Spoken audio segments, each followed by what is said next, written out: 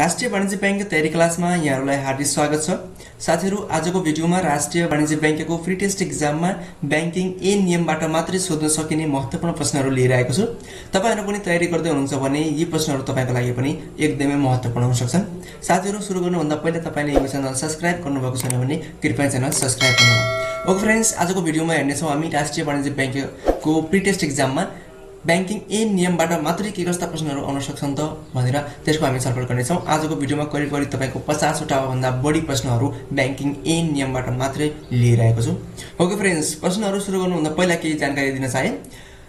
Banking ए नियमबाट मात्रै तपाईको प्रश्नहरू कुन टपिकबाट आउँछन् भन्दाखेरिमा नेपाल राष्ट्र बैंक ऐन 2058 बाट, बैंक तथा वित्तीय संस्था सम्बन्धी ऐन 2073 बाट, बैंकिङ कसुर तथा सजाय ऐन 2064 बाट, सम्पत्ति शुद्धिकरण ऐन 2064, विनिमय अधिकार पत्र ऐन 2034 र विद्युतीय कारोबार सम्बन्धी ऐन 2063 बाट तपाईलाई बैंकिङ ए नियमबाट प्रश्नहरू सोध्ने गरेका पाइन्छन्। यी सबै टपिकलाई मिलाएर आजका 50 प्रश्नहरू अब हेरौँ के कस्ता छन् त। नम्बर 1 मा मैले राखेको छु नेपाल राष्ट्र बैंक ऐन 2058 कहिले प्रकाशित भयो। अप्सनहरू मैले राखेको छैन, सिधै आन्सर राखेको छु। विक्रम सम्वत 2058 माघ 17 गते, यसै दिन चाहिँ लाल मोहर लागेको थियो। त्यस्तै अर्कोमा रहेको छ नेपाल राष्ट्र बैंक ऐन 2058 कति पटक संशोधन गरिएको छ त। 2 पटक संशोधन गरिएको छ। पहिलो पटक विक्रम सम्वत 2063 कार्तिक 23 गते र दोस्रो पटक चाहिँ विक्रम सम्वत 2073 कार्तिक 29 गते संशोधन भएको छ। याद गर्न एकदमै सरल रहेको छ। पहिलो पटक 63 कार्तिक 23 गते, ठीक 10 वर्षपछि दोस्रो पटक चाहिँ 73 कार्तिक 29 गते संशोधन भएको छ। त्यसपछि अर्को रहेको छ नेपाल राष्ट्र बैंक ऐन 2058 अनुसार वित्तीय संस्था भन्नाले के बुझिन्छ। वित्तीय संस्था भन्नाले कृषि सहकारी उद्योग वा अन्य कुनै खास आर्थिक प्रयोजनको लागि कर्जा दिने वा सर्वसाधारण जनताबाट निक्षेप सङ्कलन गर्ने उद्देश्यले प्रचलित कानुन बमोजिम स्थापना भएको वित्तीय संस्था सम्झनु पर्छ भनेको छ नेपाल राष्ट्र बैंक ऐनले। त्यस्तै अर्को रहेको छ राष्ट्र बैंक ऐन 2058 मा जम्मा कतिवटा परिच्छेद रहेका छन् त। राष्ट्र बैंक ऐन 2058 मा जम्मा 12 वटा परिच्छेद रहेका छन्, जसमा 112 वटा धारा वा दफाहरू रहेका छन्। 12 परिच्छेद, 112 धाराहरू। त्यस्तै अर्कोमा रहेको छ राष्ट्र बैंक ऐन 2058 को कति परिच्छेदमा लेखा परीक्षण सम्बन्धी व्यवस्था गरिएको छ त।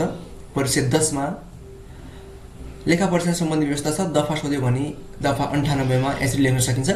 अब तपाईको 12 वटा परिच्छेदमा के को व्यवस्था गरेको छ, कुन धारामा के को व्यवस्था छ भनेर पनि तपाईले पढ्नुपर्ने हुन्छ। त्यस्तै गरेर अगाडि रहेको छ राष्ट्र बैंक ऐन 2058 को कति दफामा दण्ड सजायको व्यवस्था गरिएको छ। परिच्छेद 11 को दफा 96 मा। त्यस्तै अर्को रहेको छ नेपाल राष्ट्र बैंकको स्थापना कुन ऐन अन्तर्गत भएको हो। नेपाल राष्ट्र बैंक ऐन 2012 अन्तर्गत भएको हो। राष्ट्र बैंकको सञ्चालक समितिमा कति सदस्य हुन्छन्। जम्मा 7 सदस्य हुन्छन्, जसमा गभर्नर 1 जना हुन्छ, अर्थ मन्त्रालयको सचिव हुन्छ 1 जना, 2 जना डेपुटी गभर्नर र आर्थिक, मौद्रिक, बैंकिङ र वाणिज्य क्षेत्रका विज्ञहरू मध्येबाट नेपाल सरकारले नियुक्त गरेका 3 जना व्यक्तिहरू गरेर जम्मा 7 जना राष्ट्र बैंकको सञ्चालक समितिमा हुने गर्छन्। त्यस्तै अगाडि रहेको छ गभर्नरको नियुक्ति गर्न बनेको सिफारिस समितिमा कति जना हुन्छन्। 3 जना हुन्छन्, जसमा अर्थमन्त्री हुन्छ, पूर्व गभर्नरहरूमध्ये 1 जना हुन्छ र आर्थिक बैंकिङ क्षेत्रका विज्ञहरूमध्ये सरकारले नियुक्त गरेको कुनै 1 जना व्यक्ति हुन्छ। त्यस्तै अर्कोमा रहेको छ गभर्नर, डेपुटी गभर्नर र सञ्चालकहरूको कार्यकाल कति हुन्छ। 5 वर्षको हुने गर्छ। त्यस्तै अर्कोमा रहेको छ नेपालमा नेपाल राष्ट्र बैंकको स्थापना कहिले भएको हो त। विक्रम सम्वत 2013 वैशाख 14 गते भएको हो। त्यस्तै अर्कोमा रहेको छ नेपाल राष्ट्र बैंकको स्थापना कुन ऐन अनुसार भएको हो त। नेपाल राष्ट्र बैंक ऐन 2012 अनुसार भएको हो। हाल नेपालमा प्रचलित नेपाल राष्ट्र सम्बन्धी ऐन कुन हो त। नेपाल राष्ट्र बैंक ऐन 2058 हाल प्रचलनमा रहेको छ। त्यस्तै अर्कोमा रहेको छ नेपालमा सर्वप्रथम कसको पालामा मुद्रा प्रचलित आएको पाइन्छ त। महादेवको पालादेखि हालसम्म नेपालमा कति दरका कागजी नोटहरू प्रचलनमा रहेका छन्। 11 वटा दरका कागजी नोटहरू प्रचलनमा रहेका छन्। त्यस्तै अर्कोमा रहेको छ कसको पालादेखि मोरुको सट्टा नेहरू लेख्न थालिएको हो। हिमालय शमशेर जबराको पालादेखि। त्यस्तै अर्को रहेको छ नेपाल राष्ट्र बैंकले नेपाल सरकार लेखिएको नोट कहिलेदेखि बजारमा ल्याएको हो। विक्रम सम्वत 2063 असोज 5 गते। सबभन्दा पहिला रु 5 को नोटमा नेपाल सरकार लेखेको थियो। त्यसपछि अर्कोमा रहेको छ नेपालको पहिलो आधुनिक बैंक नेपाल बैंक लिमिटेडको स्थापना कहिले भएको हो। विक्रम सम्वत 1994 कार्तिक 30 गते भएको थियो। त्यस्तै अर्कोमा रहेको छ नेपालको पहिलो विकास बैंक कुनलाई मानिन्छ? औद्योगिक विकास निगम। नेपाल औद्योगिक विकास निगम भनेको नेपालको पहिलो विकास बैंक हो। त्यस्तै अर्कोमा रहेको छ नेपालमा सर्वप्रथम सहकारी बैंकको स्थापना कहिले भएको थियो? विक्रम सम्वत 2020 भाद्र 28 गते। र अर्कोमा छ विक्रम सम्वत 2016 फागुन 7 गते राष्ट्र बैंकद्वारा निष्कासन गरिएका नोटहरू कुन कुन हुन् त? रु 1, 5, 10 र 100 का नोटहरू। त्यस्तै गरेर अर्कोमा रहेको छ विश्वमा सर्वप्रथम नोट छाप्ने अधिकार कुन बैंकलाई प्रदान गरिएको थियो त? बैंक अफ इङ्ल्यान्ड सन् 1944 मा। नेपाल राष्ट्र बैंकले बैंक तथा वित्तीय संस्थालाई के को आधारमा वर्गीकरण गर्दछ? चुक्ता पुँजी, सञ्चालन गर्ने कारोबार र कार्यक्षेत्रको आधारमा चाहिँ राष्ट्र बैंकले वित्तीय संस्थालाई वर्गीकरण गरेको हुन्छ। कुन बैंकलाई हालसम्म नेपाल राष्ट्र बैंकले कुनै वर्गमा वर्गीकरण गरेको छैन? पूर्वाधार विकास बैंकलाई। र त्यस्तै अर्कोमा छ कुन वर्गको वित्तीय संस्था एक आपसमा गाभ्न वा गाभिन वा प्राप्त गर्न नसक्ने अवस्थामा रहेका हुन्छन् वा त्यस्तो व्यवस्था छ त? पूर्वाधार विकास बैंकहरू एक आपसमा गाभ्न गाभिन वा प्राप्ति गर्न सक्दैनन्। त्यस्तै अर्कोमा रहेको छ हाइपोथेकेसन कर्जा कुन तहको बैंकले प्रदान गर्छ भनेको छ? क वर्गको बैंकले प्रदान गर्छ।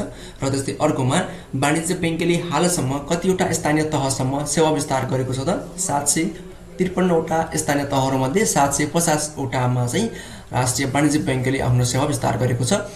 अर्कोमा रहेको छ क वर्गको बैंक तथा वित्तीय संस्थाको सञ्चालक समितिमा बढीमा कतिजना सञ्चालकहरू हुने व्यवस्था रहेको छ भन्छ? 7 जना। ख वर्गको भई 5 जना हुने व्यवस्था छ। र त्यस्तै अर्कोमा वाणिज्य बैंकको चुक्ता पुँजी बढीमा कति हुनुपर्दछ? बढीमा 8 अर्ब हुनुपर्नेछ। अर्कोमा कुन आर्थिक वर्षदेखि वाणिज्य बैंकको चुक्ता पुँजी 8 अर्ब हुनुपर्ने व्यवस्था गरिएको छ? आर्थिक वर्ष 2072-73 देखि। BFIA को पूरा रूप के हो? Bank and financial institute act, अर्थात् बैंक तथा वित्तीय संस्था सम्बन्धी ऐन। कहिले प्रमाणीकरण तथा प्रकाशन भयो त? जुन यो बैंक तथा वित्तीय संस्था सम्बन्धी ऐन छ यो कहिले प्रमाणीकरण भयो भनेर राखेको छु? विक्रम सम्वत 2074 वैशाख 10 गते। जस्तै अर्कोमा छ बैंक तथा वित्तीय संस्थाको सञ्चालक समितिमा कतिजना सदस्यहरू हुन्छन्? कम्तीमा 5 वटा, बढीमा 7 वटा। र त्यस्तै अर्कोमा बैंक तथा वित्तीय संस्था सम्बन्धी ऐन 2073 मा जम्मा कतिवटा धाराहरू रहेका छन्?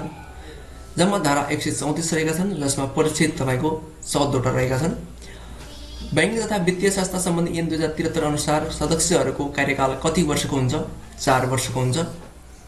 सहकारी बैंकको स्थापना कुन ऐन अन्तर्गत हुने गर्छ?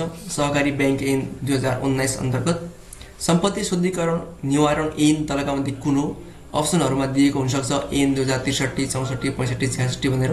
हाम्रो सम्पत्ति शुद्धिकरण निवारण ऐन 2064 हो। जस्तै अर्कोमा रहेको छ सम्पत्ति शुद्धिकरण निवारण ऐन 2064 कहिले जारी भएको थियो? विक्रम सम्वत 2064 माघ 14 गते। सम्पत्ति शुद्धिकरण निवारण ऐन 2064 कति पटक संशोधन भएको छ? 2 पटक भएको छ। पहिलो संशोधन विक्रम सम्वत 2068 जेठ 18 गते भएको थियो भने दोस्रो संशोधन 2070 चैतको 12 गते भएको छ। अर्कोमा रहेको छ सम्पत्ति शुद्धिकरण निवारण ऐन 2064 मा जम्मा कतिवटा परिच्छेद र धारा रहेका छन् त? जम्मा परिच्छेद 8 वटा, धारा 47 वटा रहेका छन्।